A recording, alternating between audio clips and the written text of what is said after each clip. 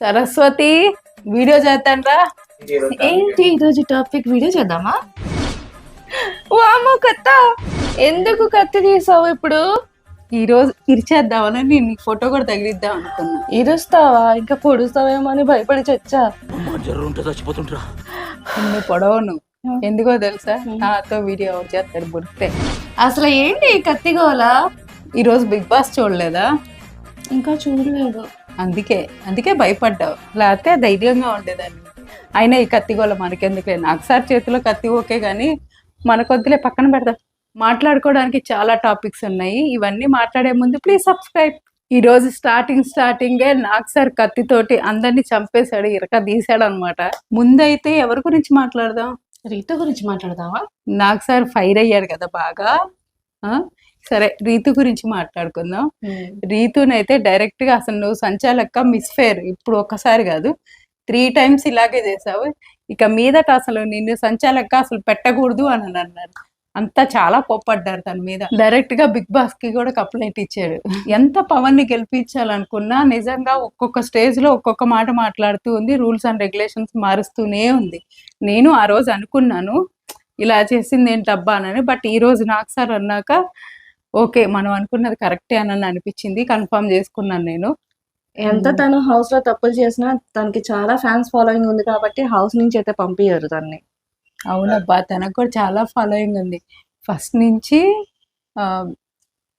నామినేషన్లోకి వచ్చినా కూడా సేవ్ అవుతూనే ఉంది, అంటే ఫ్యాన్ ఫాలోయింగ్ బాగుంటేనే కదా. తనుజ లాస్ట్ వీక్ గేమ్ అంత బాగా ఆడలేదు అని అనిపించింది. అంటే యాక్చువల్గా పవన్ విషయంలో పవన్ తోసాడు అని ఆ రోజు గొడవ చేసినప్పుడు ఏంటి ఇంత పెద్ద మాట అనేసింది పవన్ని అని అనుకున్నా కానీ అది నిజమా కాదా అంటే దీని గురించి నాకు సార్ ఏమంటారు అని అనుకున్నాను. ఈరోజు మాత్రం ఫుల్ క్లారిటీ వచ్చింది, నేను అనుకున్న విషయాలన్నీ కరెక్టే అని అనిపించింది నాకైతే. తనూజ నాకు అసలు ఫేవరెట్ కంటెస్టెంటే, దివ్య అండ్ తనూజ అని అనుకుంటాను ఎప్పుడు నేను. కానీ సార్ లాస్ట్ వీక్ అయితే తనూజ ఎప్పుడు ఏడ్చిద్ది, అది వేరే సంగతి, కానీ మిస్అండర్స్టాండింగ్ బాగా ఎక్కువైందని అనిపించింది లాస్ట్ వీక్ నుంచి. నువ్వు అలాగ అనుకున్నావు?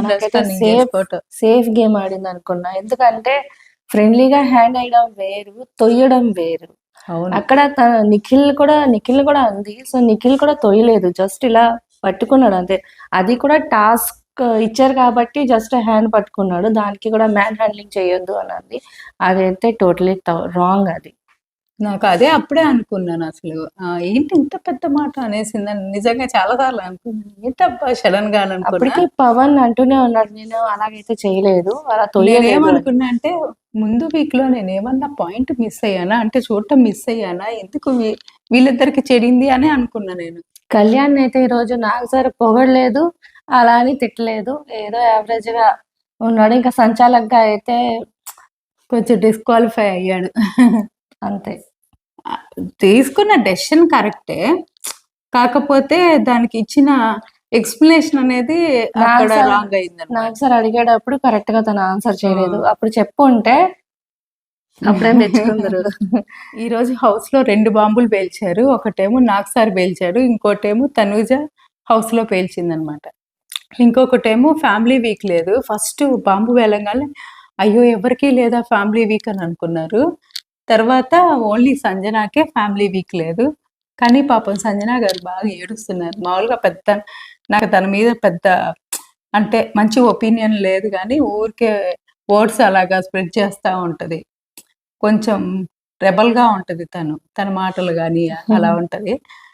అలాంటిది ఈరోజు మాత్రం పాపం అనిపించింది. అబ్బా ఎంత లేదన్నా చాలా ఏడ్చింది. ఎంత లేదన్నా ఫ్యామిలీని మిస్ అయితే, అంటే వాళ్ళు వస్తారు అని అనుకున్నది రాకుండా ఉంటే మాత్రం ఎవరికైనా బాధేస్తుంది. ఎందుకని సంజన గారికి లేదంటే ఫ్యామిలీ వీక్ హౌస్ లో అందరి ఒపీనియన్స్ అడిగారు, మీకు బలం ఎవరు బలహీనత ఎవరు అని చెప్పేసి. దాంట్లో ఎక్కువ ఓట్స్ వచ్చేలకి బలహీనత అని అంటే సంజనాకి 4 ఓట్ చేశారు, అందువల్ల ఫ్యామిలీ వీక్ తనకి లేదు. ఫైనల్ గా నిఖిల్ అయితే ఎలిమినేట్ అయ్యాడు. నిజంగా ఎక్స్పెక్ట్ చేయలేదు, చాలా మంది ఎక్స్పెక్ట్ చేయలేదు అని అన్నారు.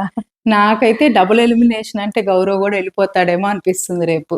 మీరేమనుకుంటున్నారు? సబ్స్క్రైబ్.